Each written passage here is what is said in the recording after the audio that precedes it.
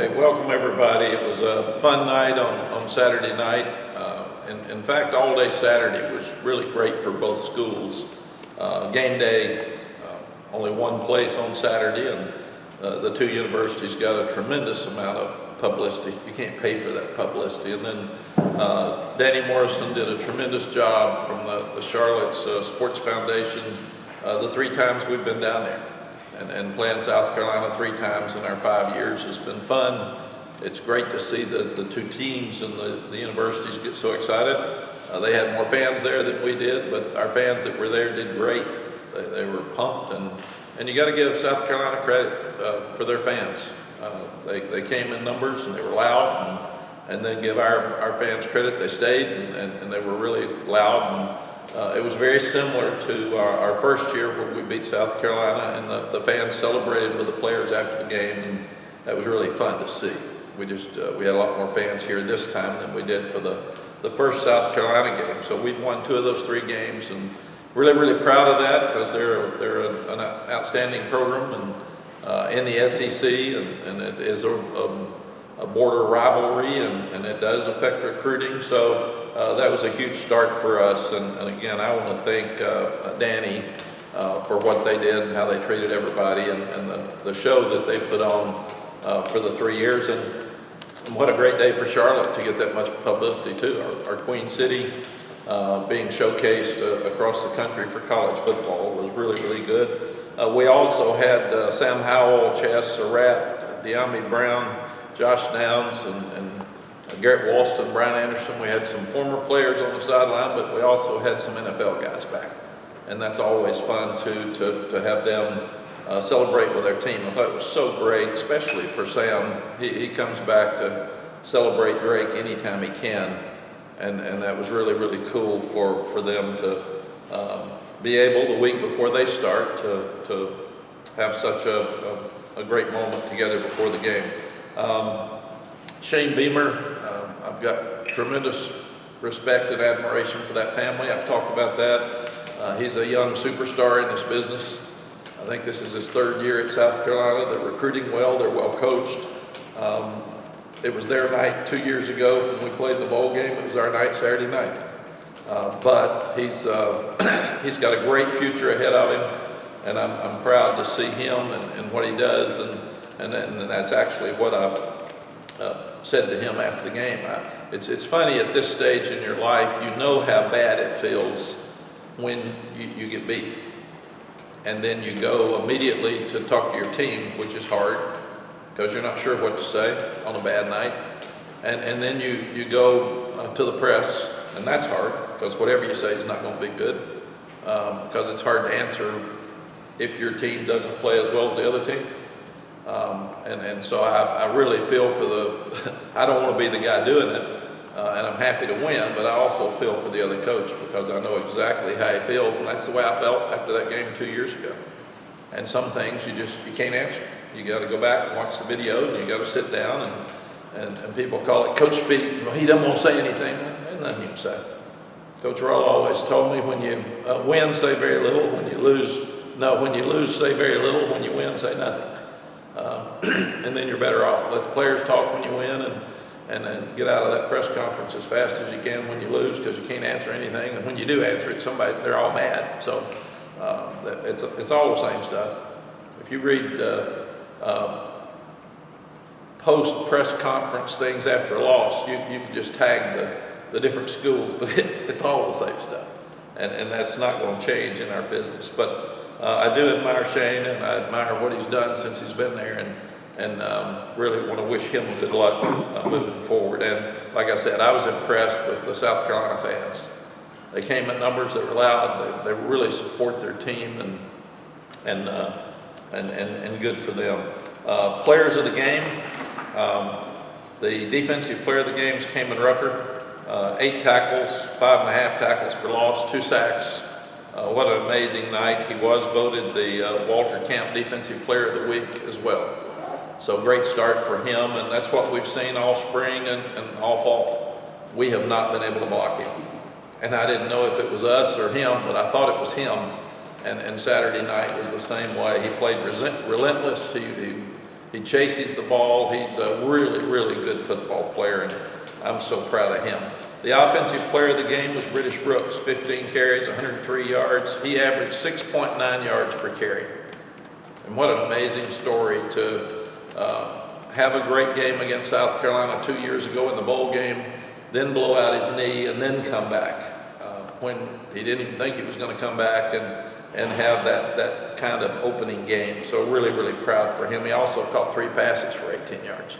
And he did a tremendous job in pass protection because they came after Drake a lot.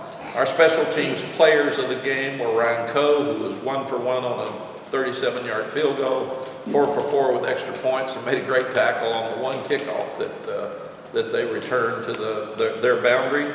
And Ben Kiernan had 2 punts. He didn't punt until about 6 minutes left to go in the game, but he averaged 42.5 yards, and one of those was inside the 20. And at that point, what you can't do is have a punt blocked, and they came with everybody because they should have down by 14 late in the game. And he played well. He got the ball off, and it really helped. So that's the players of the game. Really proud of the effort of the guys. They competed. They played physical. They played with confidence. We had too many mental mistakes and errors. That's what we told them yesterday. We're going to coach them like it was after a loss, because sometimes after a win you can sit there and say, well, this was good, and you let things go.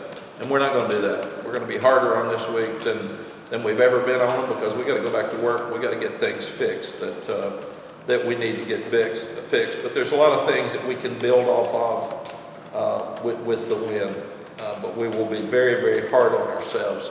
Got some respect back that we lost the last 4 games of the season. Whether it was all fair or not, we lost a lot of respect. But I thought we gained it back nationally on Saturday. It's easy to gain back and hard to keep. So you've got to make sure that you do it every week. And that's the expectation we have and the expectation that they have. It was a great weekend for the ACC against the SEC. For us to beat South Carolina was probably an even game, but a lot of people thought we couldn't win the game. And then for Florida State to beat LSU last night, great weekend for the ACC against the SEC. Defense, it's the best we've played since we've been back for sure.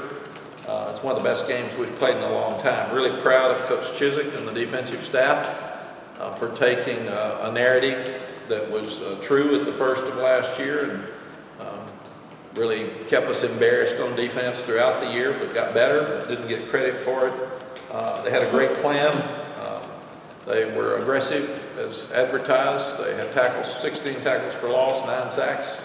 All of those things that we've been wanting, that we've talked about, that we're not getting accomplished.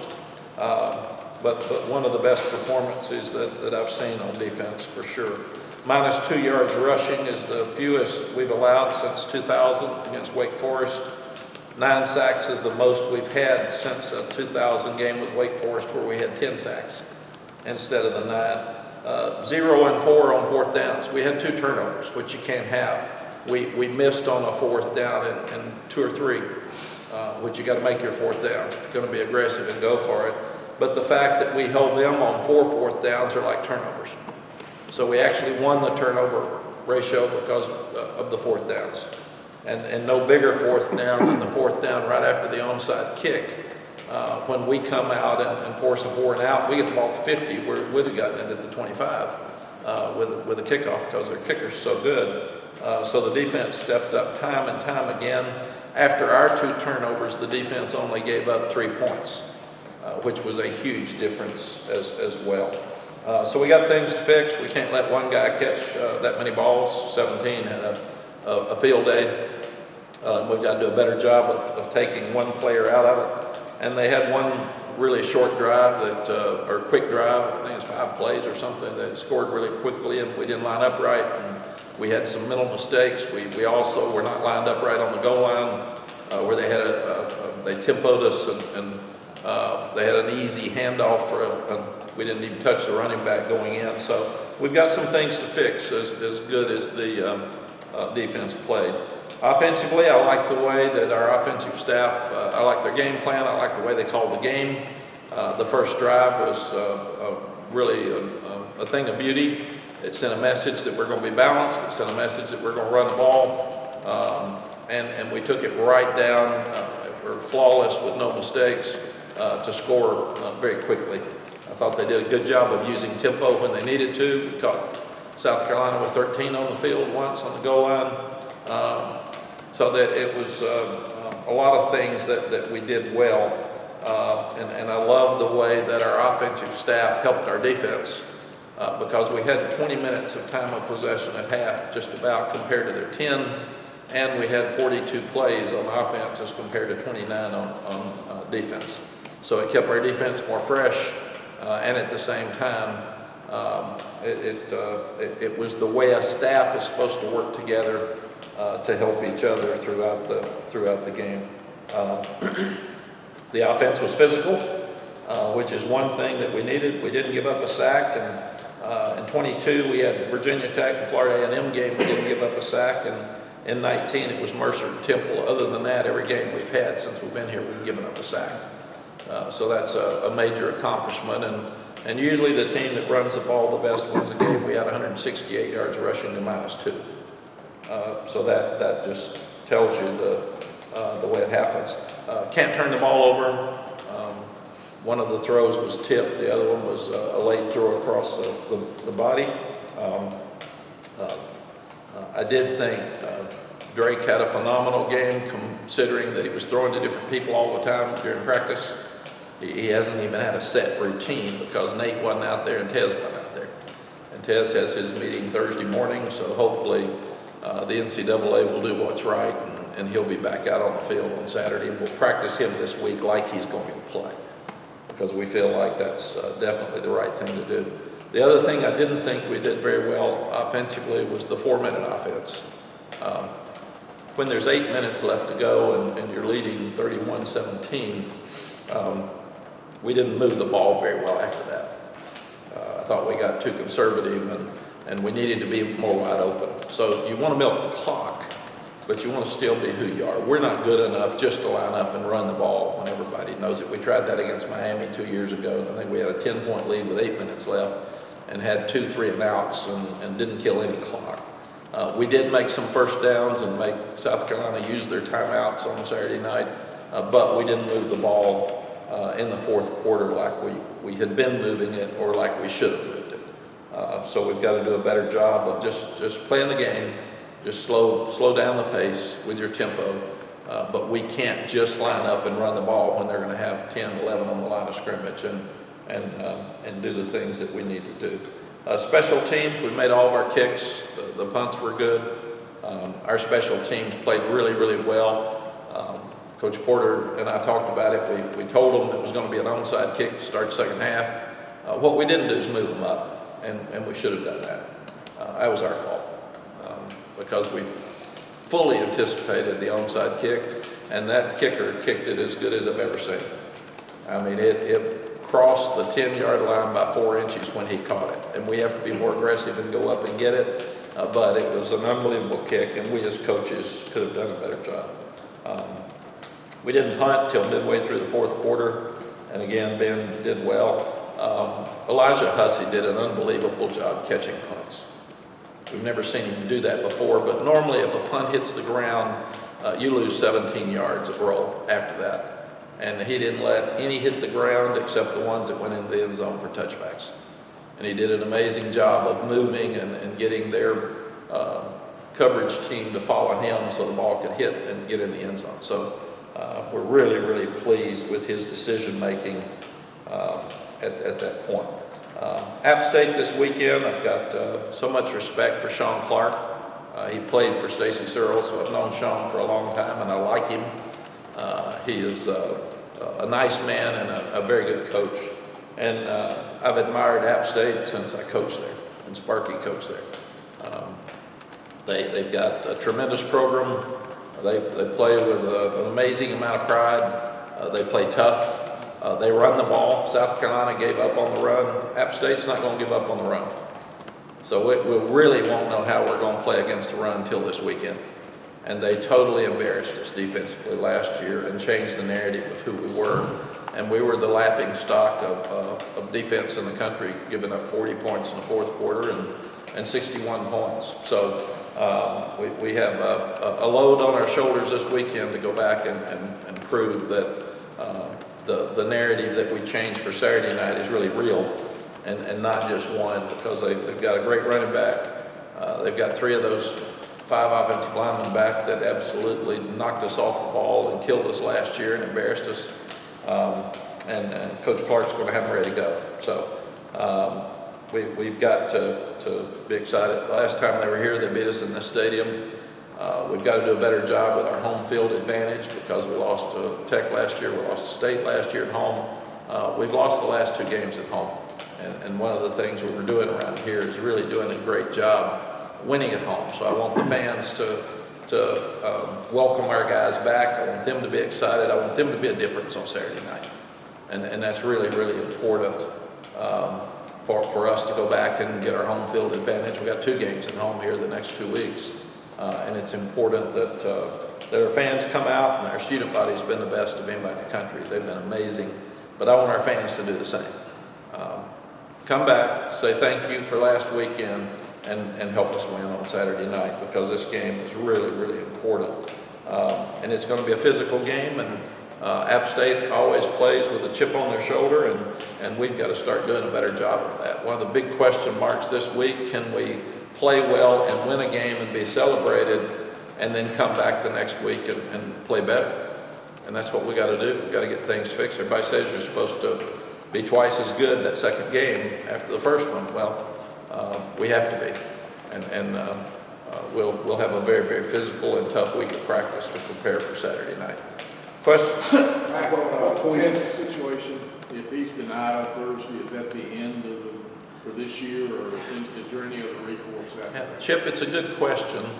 I don't know the answer. I know from what I understand, he can have legal recourse, but we can't, the way I understand it. So I'm sure there's people looking into that, but I've just got to hope that they do what's right. I mean, he's not like a double transfer. He didn't play at the first school, so that's different. And we need to see it's different. I look up and I see guys that are in their 4th school playing Saturday, and his situation is just different.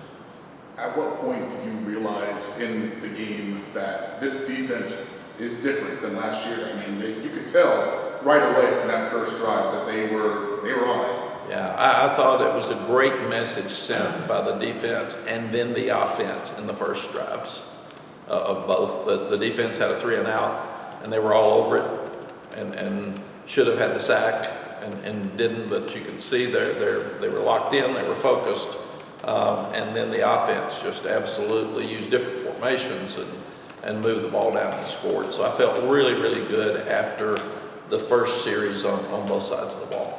Mack, for the defense, I know you guys did a lot in the spring, a lot in the summer, a lot of different people coming in to help. How much of that performance Saturday was the players themselves saying, we're tired of hearing it, we're going to go out and show it, versus how much the coaching aspect affected it? Yeah, Tommy, it's a good question. It's really always the players. It's funny, at 35 years of this stuff, and they say your team wasn't motivated. You know what? You got 120 of them. The great players motivate themselves. Coaches have to coach them. And then what you do is you get a plan and you coach them, but when they're on the field, you can't coach them anymore. You can tell them what to do before the snap, but then they got to play. So it was all the players. I think the defensive coaches did a great job of telling them, your narrative is that you're soft and you're weak and you don't care, you won't play hard all the time, and they listened, and they were embarrassed. And one of the big words that we had last week, and it'll be this week as well because of the embarrassment we had last year, is respect. If you don't have respect in your life, you don't have very much. You've got to have respect. And South Carolina could not have respected us after the game 2 years ago. And App State cannot respect our defense coming in this weekend. So it'll be a fun challenge for us to see if we can change that narrative. Last Monday. Go ahead, Mike. Mack, you've spent a lot of time in both the Boone and Chapel Hill communities, as you said. What do you think this game being played and this 3-game series that you've had with App has meant to the people in this state? I think it's really good for the people in this state because App State's been, through the years, probably the best program in this state. It's not easy for me to say, but it's facts. You look at, they've won 3 national championships. They've won more games at home than, I think they were 9th in the country in the percentage of home wins. Every time they beat Michigan at Michigan, they beat Texas A&M last year, the week after us, on the road. They had a 2-point game with Miami a couple of years ago in Miami. They're just a program with a tremendous amount of pride, and those kids play their tail off, and they do it every week. And we're up 40-21 going into the 4th quarter, and they keep scratching and fighting and coming back. So you're not going to put them away. They're just an amazing program, and it's good for this state. I like the fact that if we're going to make money for somebody, let's make money for schools within the state, universities. And I think we play UNC Central next year, and we play Charlotte. And so if we're going to play a team that's not in our league, I like it when we play in-state schools. So you'd like to play them in the future? I mean, I know it's not you who makes the schedule, but you'd like to potentially play App again in the future. I'll be glad when we never play them again. Because they're too good. Last Monday, you emphasized a message to your team is finishing, and you pointed out examples last year when you guys didn't finish. Is getting 3 4th down stops in South Carolina's last 3 possessions, having a sack on each of those possessions, even though the offense didn't score, is that an example of finishing? And is that the mentality of finishing that you want? Yes, Andrew, and the thing that I liked is our special teams finished. Our punt team did a great job at the end. Our defense finished. Our offense didn't finish. And I was really disappointed in our offense. 8 minutes left to go in the game. The game should have been over at that point if we had done what we needed to do offensively, and we didn't. We did kill some clock. We made a couple of first downs, but you got to finish the game. So as happy as I was with our defense and our special teams, I was really disappointed in the way our offense didn't finish.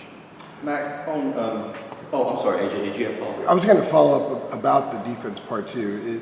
Did we see the Ted Monachino effect Saturday night? Ted has had a great influence on our program, as has Freddie Kitchens and Clyde Christensen. I mean, those guys have done it at the highest level.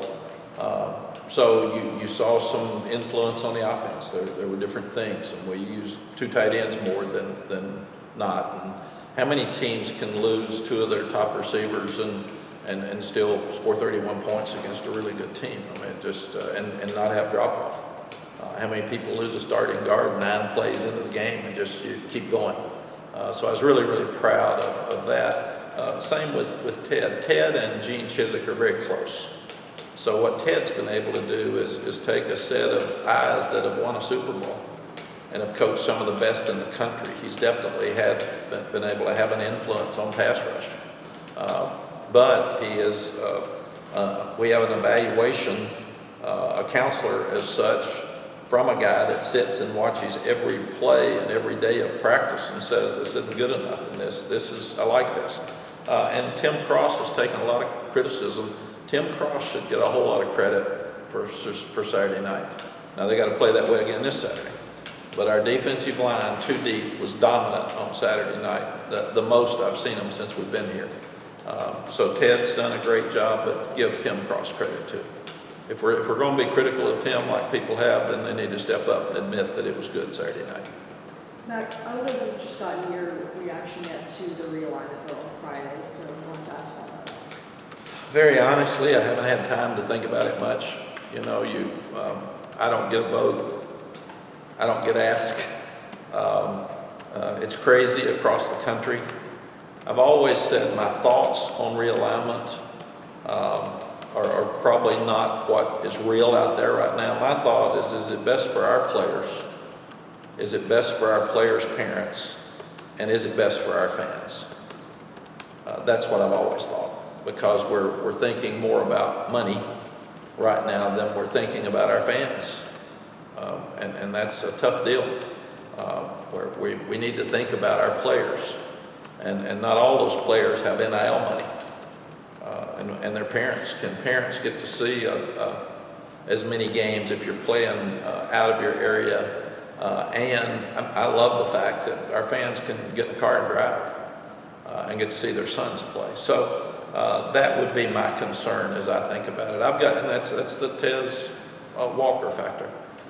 I sit here and say, I want each of our players to be treated like I would want my son to be treated. And I ask our coaches, you coach these players like you would want your son or your daughter to be coached.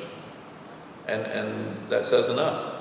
And that's the way I feel about every player on our team. And if I can't take up for them, and I ask them, and I'm not going to reveal what they said, but I said, do you want to have 3 new teams in your league? What does it do to you? What effect do you have? Because I want to know what they think. It's their lives. It's not my life. And I think that's the biggest concern I would have. Is it best for our players? Is it best for their parents? And is it best for our fans? Without fans, we don't have a game. And a lot of times we forget fans. But without our fans, and without them buying tickets, and without them paying money for facilities and coaches and NIL, we don't have a game. So we can't forget our fans. And without the players and their parents, we don't have a game. So I think that's where we need to put more emphasis and common sense into it instead of it just being about money. I know we got to have money, but I'm worried that we're losing some rival games. We're losing who we are, and we're becoming national as leagues across the country. And that's going to be a whole lot of travel on young people. It's going to take about a class. I got back at 3 o'clock on Saturday night. I sat there and watched the video for 2 hours. I went to bed at 5, 6. I got up at 7:30 and back over here working. You start playing all over the country, those flights are going to get you back at daybreak, and you're going to have to go right back to work. And I just worry about the health and mental health of student athletes. Mack, staying with the national media and the ACC from this past weekend, just talk about the atmosphere once again of playing in Charlotte against South Carolina primetime media. Also just the ACC being featured in 4 primetime games this weekend, 5 tonight with Duke Clemson. How big a weekend is it for the conference to be mentioned so much on national television? I think it's huge. And when you win, it's even bigger. Everything's about winning. It's not just if the team that wins gets all the publicity, and the team that loses, if they get any, it's bad. That's it. So this game is about winning. I've always said it's about education during the week. It's about taking care of the players. On Saturday, it's about winning. It's show business. And the ones that put on the best show are the ones that are going to get the most credit, and that's what should happen. And that happened this weekend, and the ACC is shined. And tonight, Clemson and Duke will be a great game for national TV. Riley Leonard's he is a great player at quarterback, so it's going to be an interesting game. And 2 years ago, nobody would have thought this game would have happened or been one that everybody's going to watch. And tonight, everybody's going to watch. Mack, you mentioned British earlier, and the 3 catches Saturday night were the first 3 he's ever caught in his college career. I mean, you guys know so much about him in terms of who he is, the special teams, all that. But is it possible that even now in year 6, you're finding out more about what he can do? I mean, I know he's not going to be Marshall Faulk, but I mean, is that an area where he could maybe give you more than you thought you had in the pass catching department? Yes, I didn't realize he'd never caught a pass until then. I guess I should have. But Reedy in South Carolina, we got you. You got it. I need to make sure I always ask. But he does everything right. Yeah. That's why he started. He's a great pass protector. He's got really good hands. He's going to be ready to play every week. And that's the other thing we're talking about. Which players on your team are passionate about this sport, love the game, practice hard every day and practice and play hard every week? Because if you're going to have some guys that show up and some that don't, you're going to lose some games because they don't show up. you're gonna have some guys that can't stay focused for a whole game and can't finish. You're gonna lose a game because you didn't finish. And you look at these upsets. Texas State beat Baylor. That was not even supposed to be close. It's the first time Texas State's ever beaten a Power 5 program. Texas Tech got beat by Wyoming, had a 17-point lead to start the game. How does that stuff happen? Well, you figure some of you guys didn't finish. They weren't ready to go. So British is a guy that's he's gonna show up every day for work. And he never changes his motor or his expression. He practices hard every day, he plays hard every day, and he never speaks. I mean, he never speaks. If you say hi British, you're gonna get maybe a hello, but it's gonna be a quiet one. And that's just who he is. And he's never griped about not playing or playing. He's never asked to get the ball more. I did tell him before his long run, I said, there's a long one coming now. You're close. And he kind of looks at me like, and then after he had the long one, I walked down and said, I told you, and he went. So it's British. I mean, Were you surprised at all by the emotion from him after the game? I mean, just because he's reserved and understated and just not exactly Travis Shaw, like, you know. I mean, like, did it catch you off guard in any way, or were you like surprised to see it?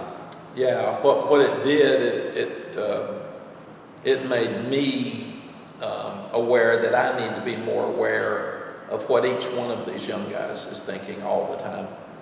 Because I should have been more aware that here's a guy that at that moment last year, a year ago, he probably thought he'd never play again.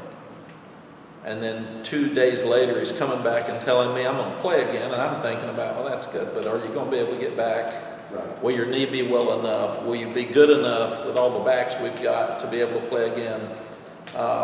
And then it's to us, we're back to who's going to start at running back and who we got, and how we going to play them and all this. That was a huge moment in his life. A huge moment.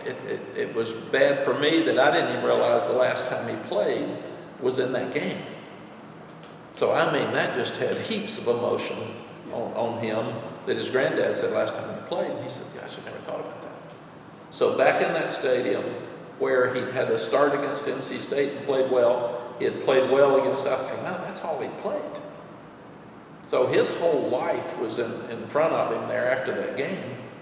And I should have been more aware of that, and just the emotions that you have. It's the Tez Walker factor.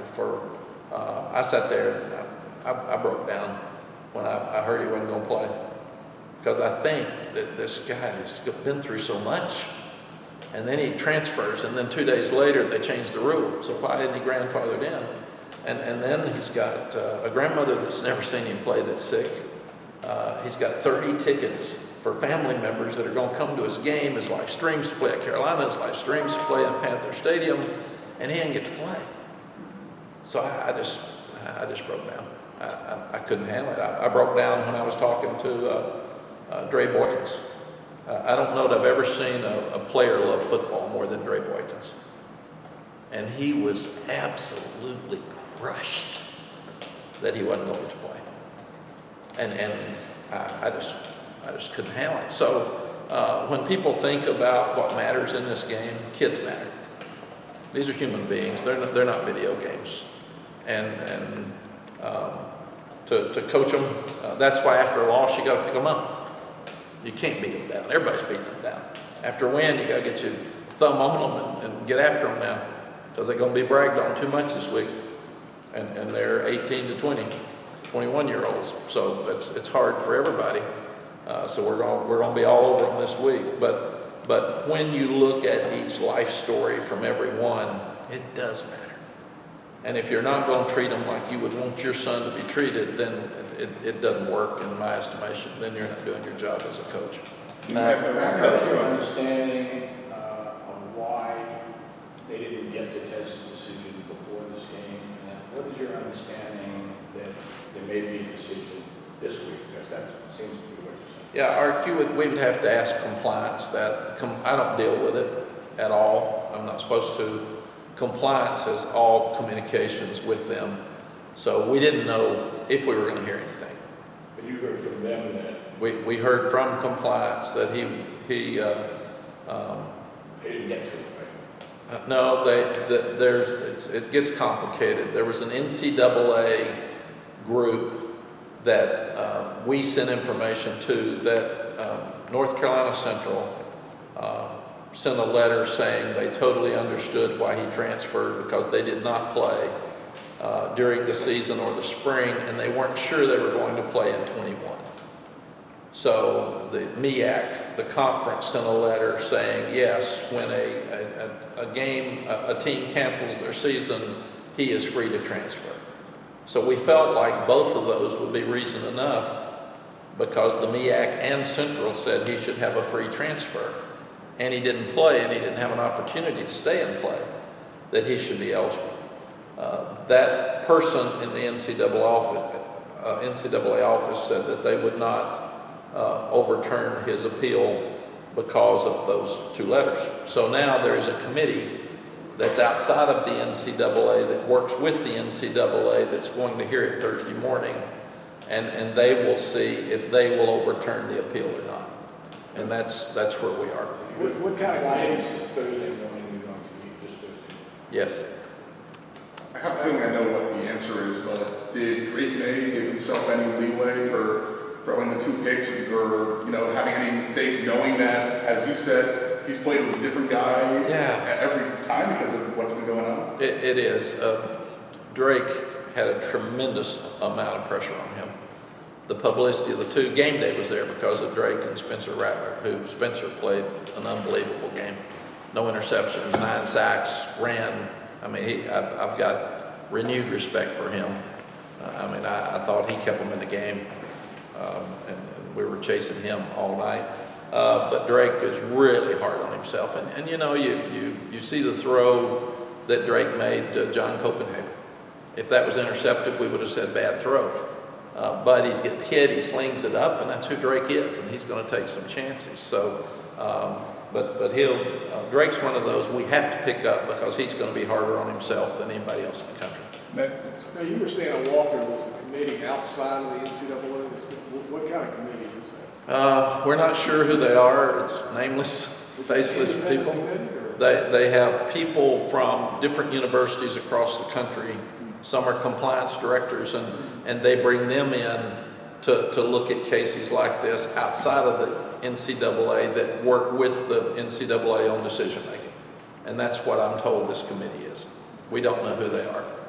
Is it too much? Getting back to the offense real quick, you guys, established run kind of early on. Drake was 10 for that first 10. A lot of it was shorter throws. You guys opened it up a little bit later. Was that kind of a deliberate thing to kind of try to get different pieces involved and then open it up a little bit more? Yeah, Jeremiah, what I told them, no sacks, man. No sacks and no tackles for loss. I've been saying it for 4 years, and we just keep doing it. So they've got really good pass rushers, so don't just drop back and start the game with all dropbacks and get 7 sacks. So establish the run, play action, get the ball out of your hands fast.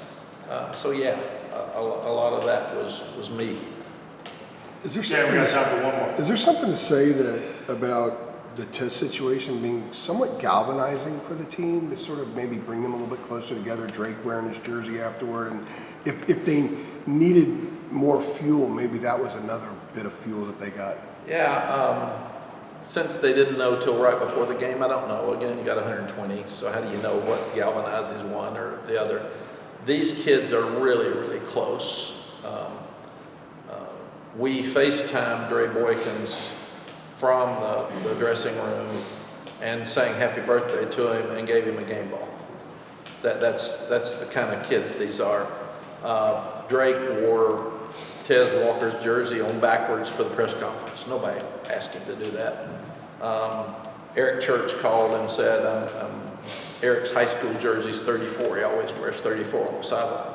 He called and said, well, you asked Tez's permission if I can wear his jersey to represent him on the sideline. So people care about kids, and this seems like a common sense issue more than anything else, and they want to step up. So when you lose the Dre Boykins, and our kids care.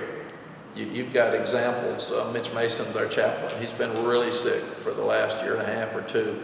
He's there every day fighting and limping with a neurological disease. He fights it every day, and those kids love him and give him standing ovations when he comes in. You got Tylee Kraft. Tylee hadn't missed a practice. He hadn't missed a meeting, and he gets his chemo radiation treatments, and he's so sick. And he never gripes or anything else. I told the coaches this morning, let's get a chair for him, because he gets tired some out there, and he wants to be around. But this team is very compassionate about each other, and they see how hard Tez has worked. They know his story, and they know that he should play. And that's why they also are very respectful, and they're not trying to call out the NCAA, but they're pleading for help for him, and they want him to know that they're very supportive of him, like Drake Boykins. All right. Thanks, Coach. Thanks, man. Thank you all. Have a good week.